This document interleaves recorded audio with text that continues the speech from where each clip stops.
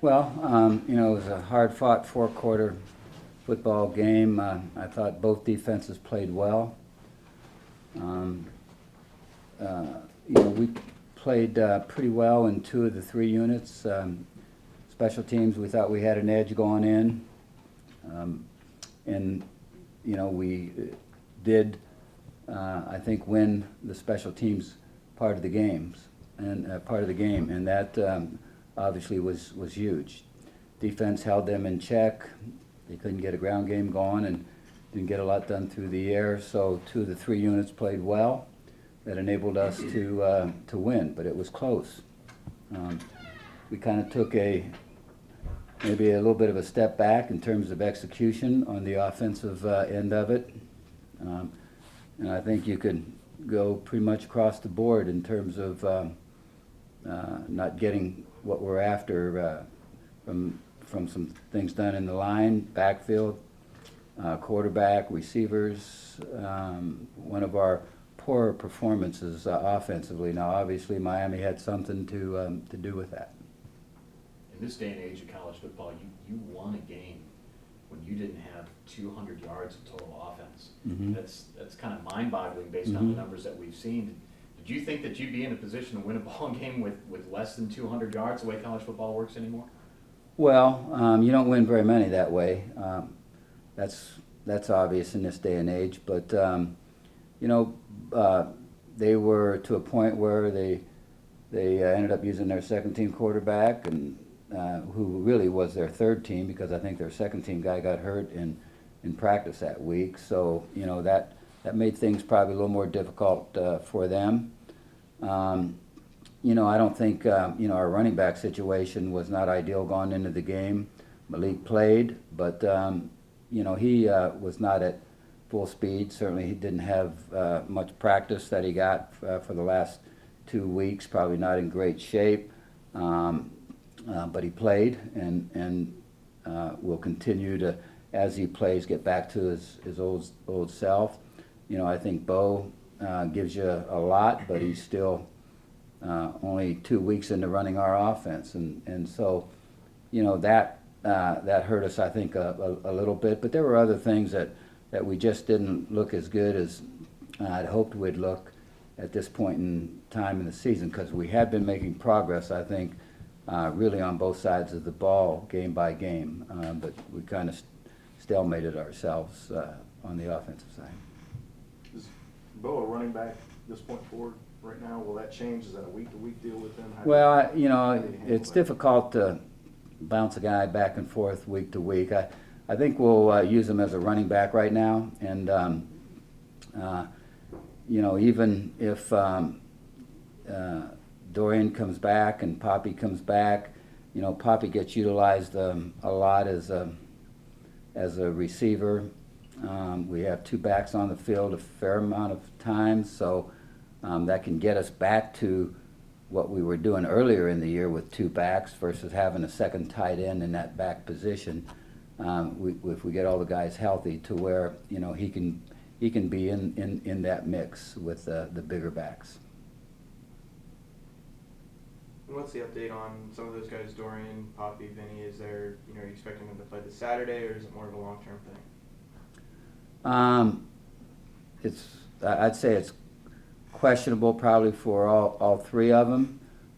Dorian has made some progress, so hopefully that keeps up, and we'll see towards the latter part of the week.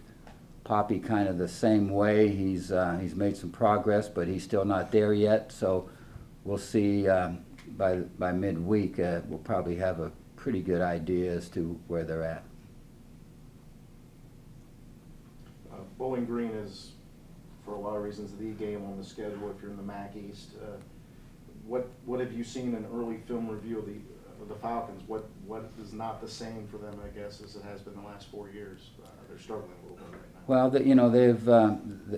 they lost some players. They do have 4 of their 5 offensive linemen back, and that's always a little worrisome, because obviously if the guys up front get going at a very high rate, that makes things a lot easier on everybody else offensively.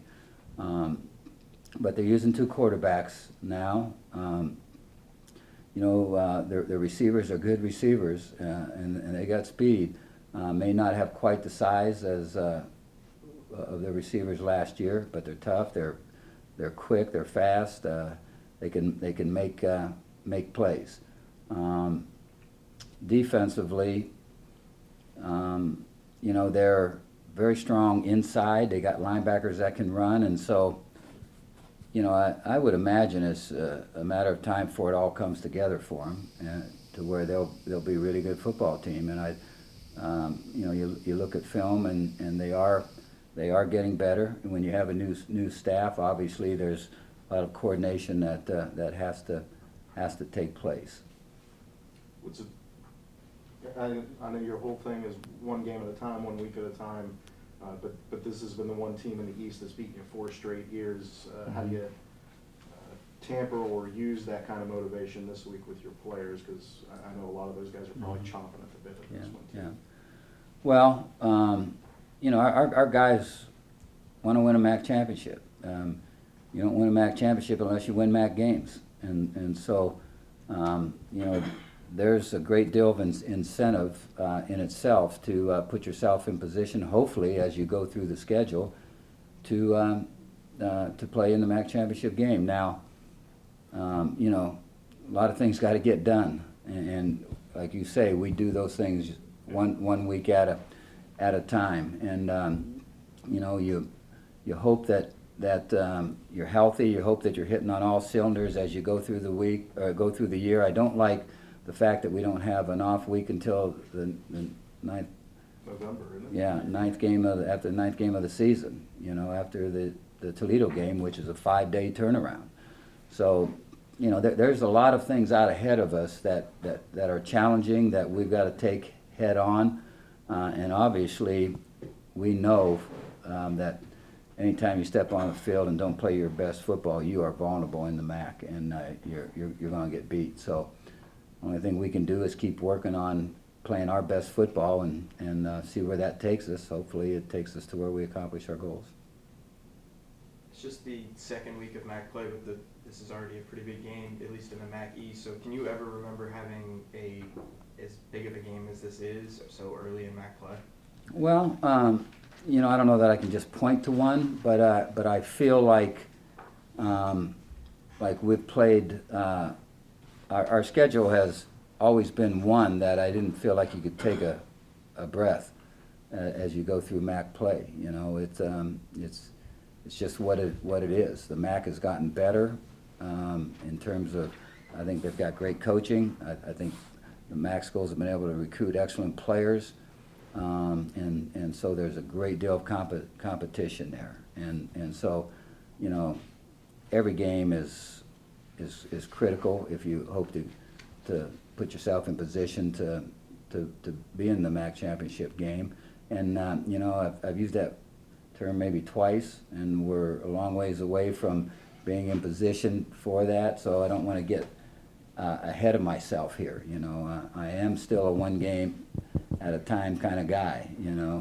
And I've learned a long time ago, if you don't take business at hand, get it done, that playing good at the end of the year isn't an answer. You got to play good throughout the course of the MAC schedule.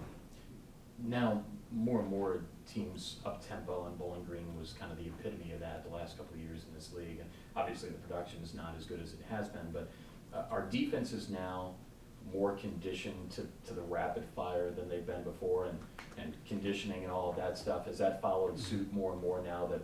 I think that's probably accurate. You look at on your schedule. I don't care who you are. You're going to play certainly many more fast-paced teams than you are huddle teams.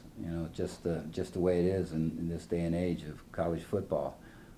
So the more you see it, the more you practice against it, the more you play games against it, the more conditioned you get to it, and know what you want to do or have to do in order to handle it. So,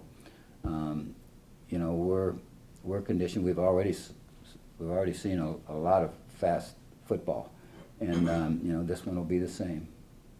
Coach, secondary had 2 interceptions last week. Has the secondary matured a little bit faster than you thought it would at this point in the season? No, it never matures as fast as I'd like it to. But that's me, you know. I think they've really come along at a good pace, you know. We're getting some really good corner play, you know. We need to be a little more consistent in technique and some other things at the position, but I think they're playing hard, they're playing fast, and you know, they are driven to get better. And you know, safeties, you know, you look at our safety position, and you know, we have Tornback there. He's really the only one with experience. But you know, you look at Javon, you look at Maine, and you can start naming some other guys that are pretty young in the system, you know, that are playing pretty good football for us right now. But you know, playing pretty good football and playing good enough football to win games can be two different things. So we got to keep improving in our secondary, just like we do across the board. Kyle Nelson available this week, or is he in that questionable? He's questionable. You know, he's going to try it, but he'll be coming off of his injury a little faster than most guys do if he's able to get that done. So we're pulling for him, but you know, he wants to play, and if it's all possible, he'll be on the field. What have you seen from Javon Hagen throughout this season? You know, just kind of starting on special teams, making his name known there, and then you know, last week with the 60-yard interception return. How have you seen his progression? He's an athletic player with really good speed, really good toughness.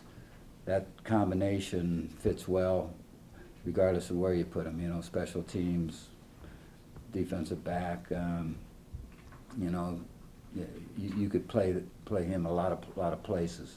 And so we got a really good one there, and you know, he doesn't, I don't think he sees himself as a young player. You know, he's very confident in what he does, and really breaks on the ball well. He's got really good hands, and then after he catches it, you know, he's got a chance to get you yards, and he's got good speed, and he's got size. He's built like you'd want a safety to be built, you know. So he's got a lot of things going for him, even though he's so young. Michael Farkas has been great all season. He had his lowest punt average of the year, but talk about how effective he's been in generating positive field position for you on special teams. You look at your punt return defense, right? And he's a big part of that. He had 3 pooch punts in the game.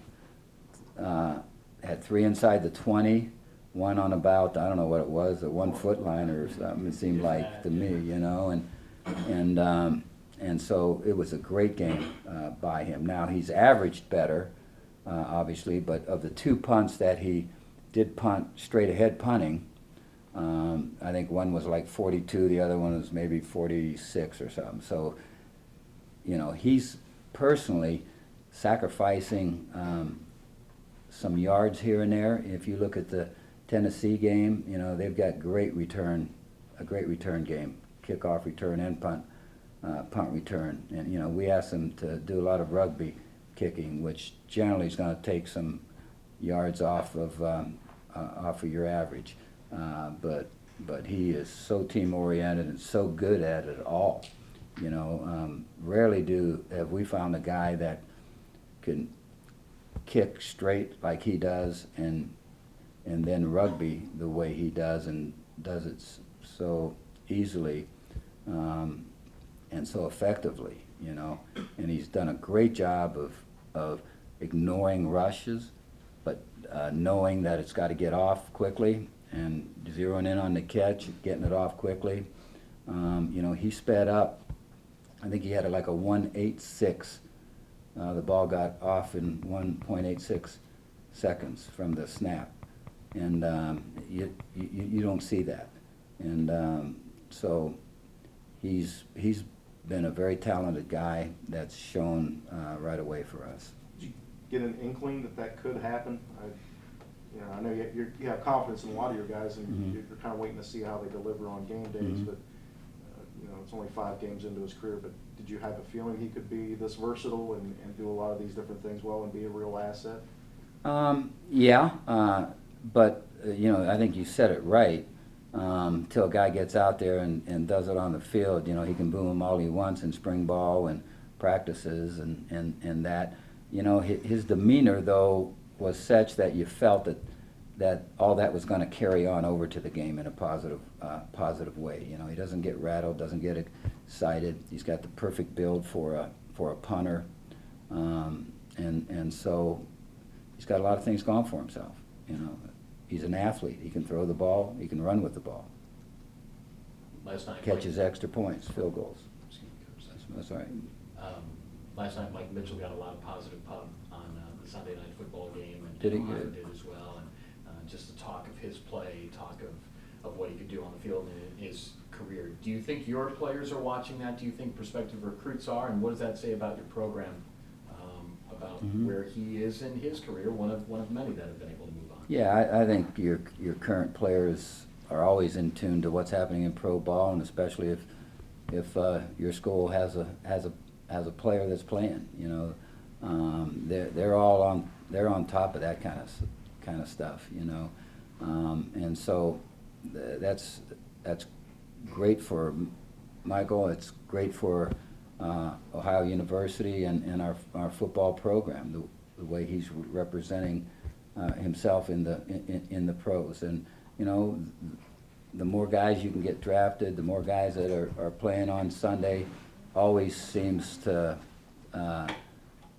be huge when you talk to recruits, and you know, everybody wants to go to a school where you have a chance to improve yourself to a point where you get a shot at the pros, and we've had our fair share of those guys.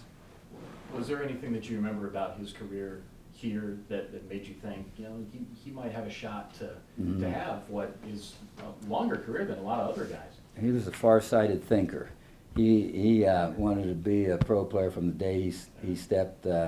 His comments, his demeanor, everything that he did was geared towards that, you know, and which is great. I think, you know, I'd love to have as many players as I can get that are driven to be pro players.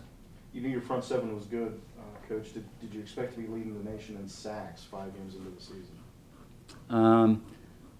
I thought we were going to be a very good team at that, you know, but to say that I thought we were going to lead the nation, I didn't know, you know.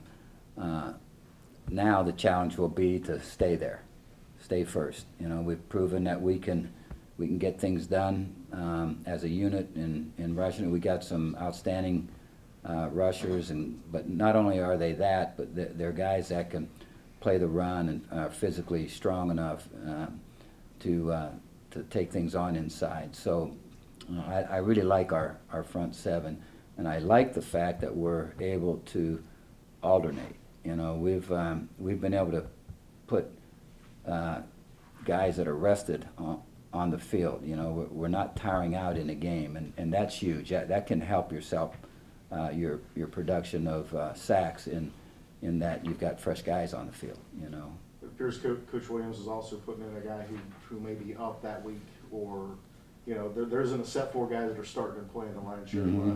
Tony Porter's gotten reps. Casey Sales has been in and out. So the competition is helping. Tremendous competition there, yeah, and those guys obviously know it, and they're reacting to it in a very positive way. You know, I know Jesse feels it's been a fun unit to work with because of their athleticism and how hard they play. I misspoke. You guys are second. Second? Yeah. Oh, so they got a goal to reach for. Yeah. It seems like you're getting more penetration, more activity, even when you don't have a full-on blitz in there. Is that a surprise to you, or did you expect that too? Well, that's something you just don't know. You know, on paper before the start of the season, you know, it looked to me like we had the capability of being the type of team that could get things done at a high level inside, regardless of whether you're talking about pass rushes or twist or straight ahead pass rushers or twist or stopping the run. You know, we got a great core behind us in terms of backers too. They're really playing well, and so, you know, sometimes we'll bring those guys on blitzes, and that's certainly of help also. Coach, this week you mentioned the offensive struggles against Miami. How are you guys looking at this Bowling Green defense who has struggled? You know, they've let up 77 points, I think, twice this season. So how are you guys kind of approaching that and looking at them? Yeah, but who did they give up those points to? You know, you look at that, and then so you throw that out the window, and you know, they're very strong inside. You know, and they are getting better every game, and you know, it's what we need to be doing, and I think it's going to be a good matchup. Obviously, they're